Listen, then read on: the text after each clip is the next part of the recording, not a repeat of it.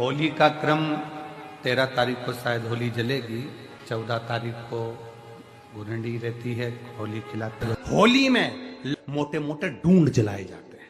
डूंडा की राख तैयार होती है, उसका कालापन जो तैयार होता है उसको उठाकर ले आए और कपड़े में उसको छान कर राख तैयार कर 3-4 बार छानने के बाद उस भस्म को 12 बजे से 1 बजे के बीच में शिव जी को समर्पित कर देता है और उस भस्म को उठाकर उसमें घी मिलाकर मस्तक पर तिलक लगाकर चले जाता है। वो जिंदगी में कभी हार नहीं सकता, विजय ही पाता रहता है, उसकी कभी हार नहीं हो सकता।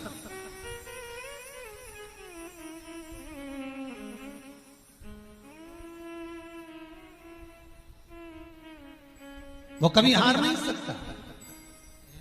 शिव महापुराण की कथा कहती है वो भस्म विजयता को प्रदान करती है। आपको किसी से नहीं करना, किसी के हाथ नहीं जोड़ना, केवल वो भस्म का तिलक लगाकर जिससे आपका काम निकालना है उसके सामने पहुंच जाए, आपको सुख का अनुभव हो जाए, कार्य सिद्ध।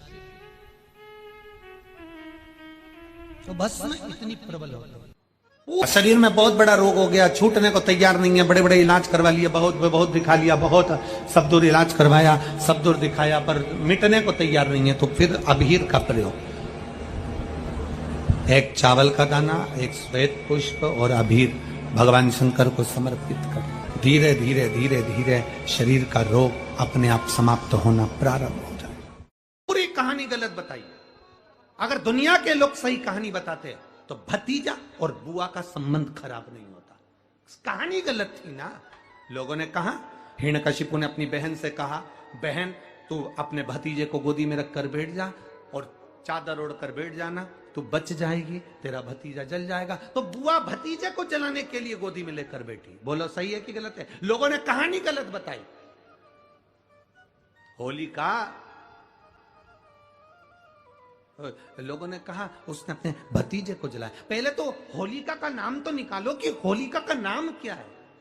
कथा वालों ने कह दिया हिरण्यकशिपु की बहन थी होलिका, वो अपने भतीजी प्रहलाद को गोदी में लेकर बैठ गई। वो प्रहलाद को हाथी के पांव के नीचे डाला, खोलते तेल में डाला, अग्नि में डाला, इसमें डाला, उसमें डाला, नहीं मरा। आखिरी में अपनी बहन से कहा होलिका तो अपने भतीजे को गोदी में लेकर बैठ जा। पहले उस होलिका का असली नाम तो लाओ, जिस होलिका का नाम विष्णु पुराण में डूंडा लिखा है।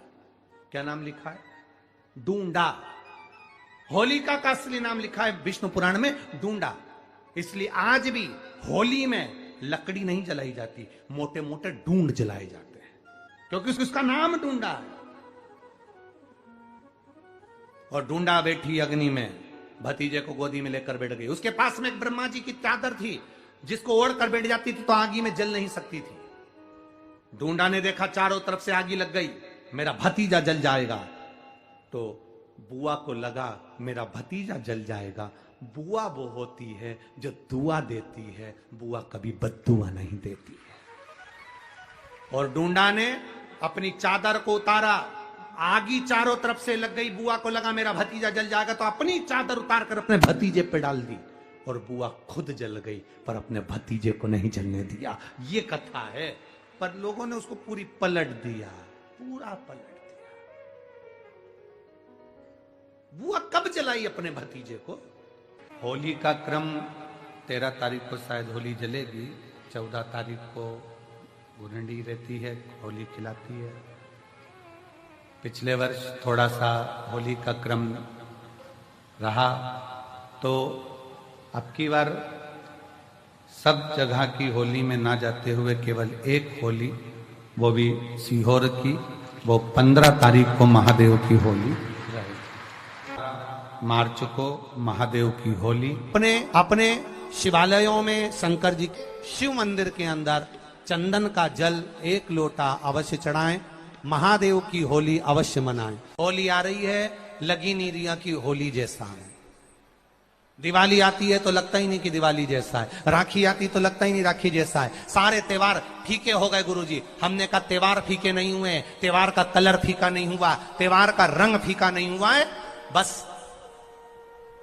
त्योहार वही है, गुलाल वही है, मिठाई वही है, गुजिया पपड़िया वही है, खुरमे चकरी वही है, पपड़िया वही है, गुजिया वही है, इंसान वही है, बस बाजार में से जो रौनक समाप्त नहीं हुई है, रौनक आपके भीतर की समाप्त हो गई। आपके भीतर इतनी ईर्ष्या भराती गई, इतनी ईर्ष्या भराती गई, इतनी ईर्ष्या भराती गई कि वो ईर्ष्या के कारण, उस अहंकार के कारण, उस अहम के कारण तुम एक दूसरे से मिलना पसंद नहीं कर पाते। पहले के लोग कहते थे हमारे यहाँ जब होली होती थी इतने लोग आते थे, मिलने जाते थे, गुलाल लेकर जाते थे। आजकल तो कोई दिखता नहीं है। कारण केवल इतना सा है, तुम्हारा अहंकार, तुम्हारा ईगो, तुम्हारा अभिमान तुम्हें अपने घर से बाहर नहीं निकालता। तुम घर से बाहर नहीं निकलते अपने अहंकार के कारण, अपनी काया के कारण, अपनी अभिमतता के कारण। आप दूसरे से मिलना पसंद नहीं करते। जरा सा कोई ने कलर लगाया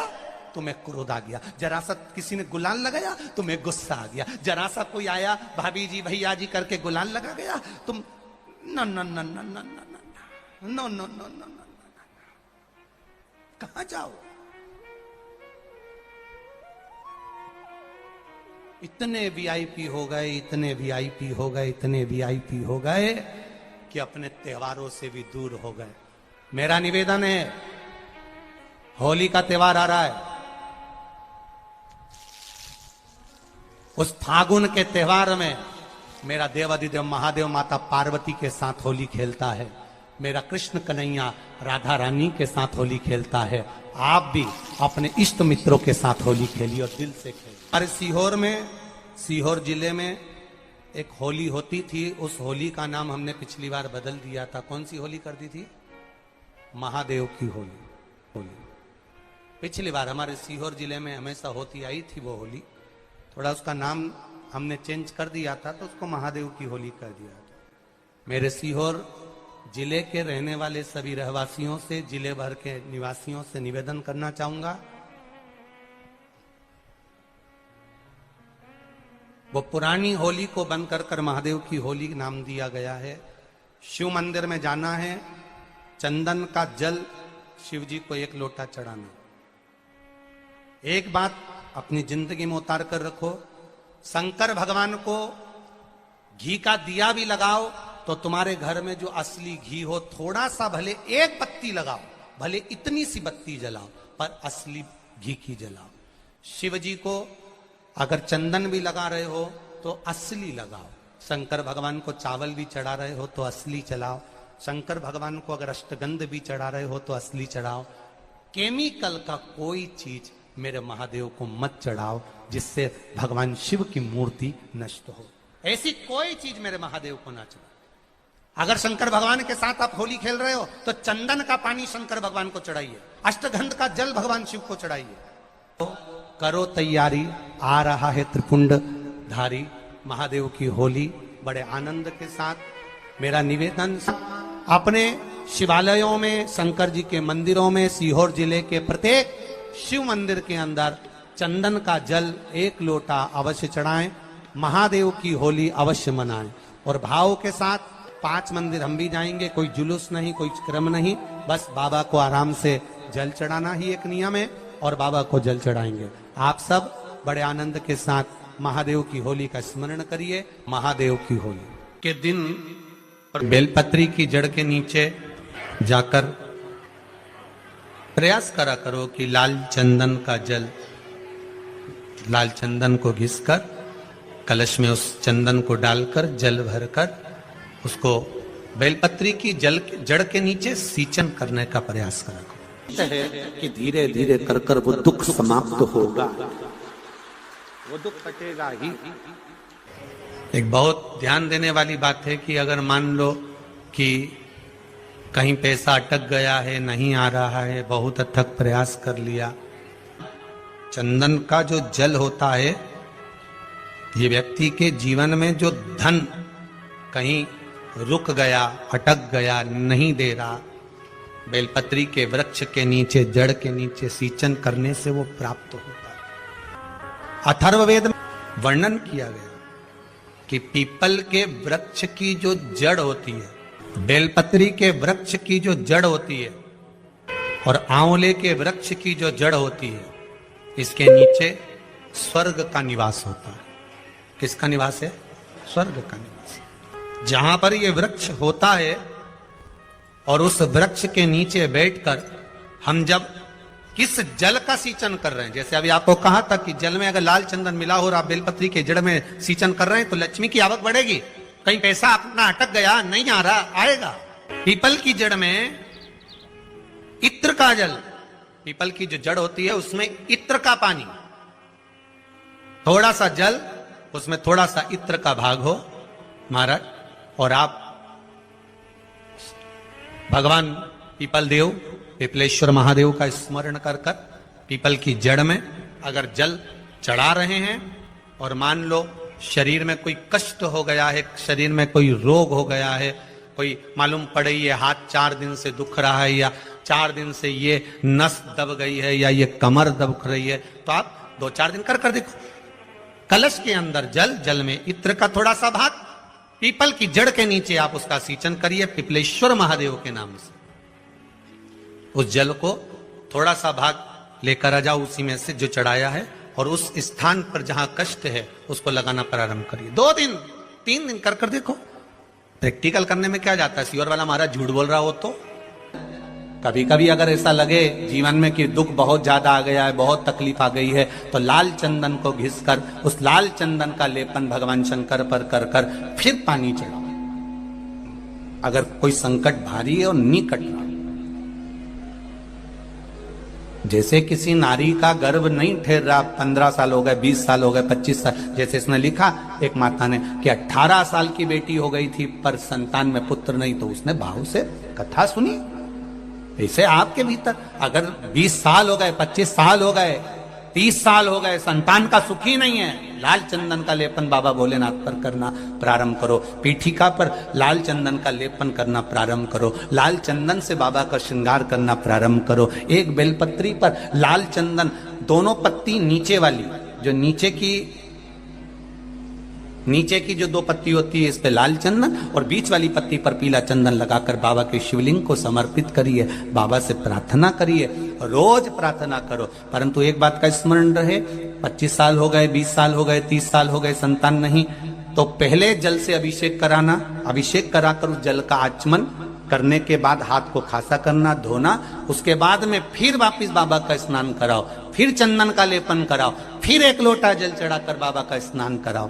बाबा का बड़ा सुंदर भाव से लाल चंदन से जो अभिषेक करता है, बाबा को लेपन कर कर फिर जल चढ़ समर्पित करता है, निश्चित है उसकी गोदी मेरा देव अधिदेव महादेव जरूर भरता है। ये निश्चितता है। हम तो बेटियों से भी कहते हैं, जिसका विवाह नहीं हो रहा हो, 25 साल, 30 साल, 27 साल, 28 साल, 32 साल, 40 साल हो गए हो, नहीं हो रहा हो बेटा बेटी का विवाह, उसे लाल चंदन का प्रयोग अशोक सुंदरी वाली जगह पर 7 बिंदी लाल चंदन की लगाकर 7 बेलपत्र 7 बिंदी पर रखिए, और महाराज अपनी कामना कर कर भगवान से आइए, बाबा देगा, करेगा, 3-4 महीने में विवाह पक्का करेगा। ये लाल चंदन की महत्वता है, शिव तत्व। रोग बढ़ गया, बेलपत्री के वृक्ष के नीचे दीप लगाना प्रारंभ करो। बाबा से विनती कर कर घी का दिया लगाइए बेलपत्र वृक्ष के नीचे, बाबा से निवेदन करिए, रोग निवारण। कि एक बार पांडवों ने अश्वमेध, एक बार आवर्त महोत्सव रखा और एक यज्ञ रखा। उस यज्ञ का नियम था, पहले जो यज्ञ होते थे उन यज्ञ का नियम था, यज्ञ में घंटा लगता था। वो यज्ञ की जैसी पूर्णाहुति होती थी तो यज्ञ का घंटा अपने आप बज जाता था, अपने आप बजता था, उसे बजाता कोई नहीं था, अपने आप बजता। आज यज्ञ का घंटा नहीं बजा तो युधिष्ठिर ने पंडितों से पूछा, ब्राह्मणों आपने यज्ञ करवाया पर ये यज्ञ का घंटा नहीं बजा। ब्राह्मणों ने कहा, हमने तो यज्ञ अच्छा करवाया पर घंटा क्यों नहीं बजा, समझ में नहीं आया। तब इतने में ब्राह्मणों में से एक ब्राह्मण यज्ञाचार्य ने कहा, मुझे लगता है यज्ञ 2 तरह का होता है, एक यज्ञ जो अग्नि में साकल्य दी जाती है तो अग्नि देवता प्रसन्न होते हैं, और दूसरा यज्ञ वो कि भंडारा किया जाए और लोगों के मुंह में भोजन दिया जाए, वो यज्ञ भी प्रबल होता है। महाराज हमको लगता है यहाँ दोनों यज्ञ हुए, एक यज्ञ आहुतियों का, एक यज्ञ भंडारे का। मुझे लगता है भंडारे में कोई भूखा रह गया है, कोई भूखा है। अब वो भूखे व्यक्ति को ढूंढो। पांडव गए और पांडव जाकर जरा पता करो कि भूखा कौन है अपने नगर में, यज्ञ का घंटा बजेगा। जाकर देखा तो एक कुटिया में एक संत बैठे हुए थे। बाबा आपने भोजन किया है? नहीं। आपने भोजन नहीं किया? नहीं। क्यों नहीं किया? मैं काय को भोजन करूं, भंडारा हो रहा, चलो भोजन करो। नहीं नहीं मैं नहीं करता। भंडारे में भोजन नहीं करोगे? नहीं। क्यों नहीं करोगे? मैं उसके घर में भोजन करता हूं जो मेरे को 108 अश्वमेध यज्ञ का पुण्य देता है। पांडव मेरे को 108 अश्वमेध यज्ञ का पुण्य दे दे, मैं उनके यहाँ भोजन कर लूंगा। अब पांडवों ने सोचा अपनी जिंदगी में पहला तो अश्वमेध यज्ञ कर रहा है और 108 अश्वमेध यज्ञ तो हमने कभी जिंदगी में नहीं करे, तो हम इसको पुण्य कहां से दे बाबा को। पांडव चले गए। द्रौपदी ने पूछा कोई मिला? हाँ एक संत मिला है पर 108 अश्वमेध यज्ञ का पुण्य मांग रहा है। द्रौपदी ने कहा चलो मैं लेके आती हूं उस बाबा को। द्रौपदी गई, रथ लाया गया। द्रौपदी ने कहा रथ में बैठकर नहीं जाऊंगी, पैदल जाऊंगी। चप्पल लाई, द्रौपदी ने कहा नग्न पैर से जाऊंगी। नंगे पैर द्रौपदी उस संत के दरवाजे पर पहुंच गई। बाबा चलो हमारे यहाँ यज्ञ हुआ है, भंडारे का भोजन करना। बाबा कहते हैं द्रौपदी तुझे मालूम नहीं, मुझे 108 अश्वमेध यज्ञ का पुण्य दे दे, मैं तेरे यहाँ भोजन कर लूंगा। द्रौपदी ने कहा लो बाबा संकल्प छोड़ती हूं और 108 अश्वमेध यज्ञ का पुण्य तुमको देती हूं। संत ने कहा द्रौपदी तेरे पति ने तो कभी पूरे यज्ञ नहीं करे, तूने कब कर लिए? द्रौपदी बोली बाबा मैंने सुना है मेरे कृष्ण के मुख से, जब कोई व्यक्ति अपने घर से निकलकर किसी संत के दरवाजे पर, किसी कथा के पंडाल में, किसी मंदिर पर, किसी तीर्थ में पैदल पैदल जाता है, जितने कदम चलकर जाता है उतने अश्वमेध यज्ञ वो अपने जीवन के कर लेता है महाराज, उतने अश्वमेध यज्ञ वो अपने जीवन के करता है। और द्रौपदी ने कहा बाबा मैं तुम्हारे दरवाजे पर चलकर आई हूं, 18,000 कदम मैं चलकर तेरे दरवाजे पर पहुंची हूं, उसमें से 108 अश्वमेध यज्ञ तुमको देती हूं। संत उठकर खड़ा हो गया, द्रौपदी के यहां गया, भोजन करा तो यज्ञ का घंटा बज गया महाराज, यज्ञ का घंटा बज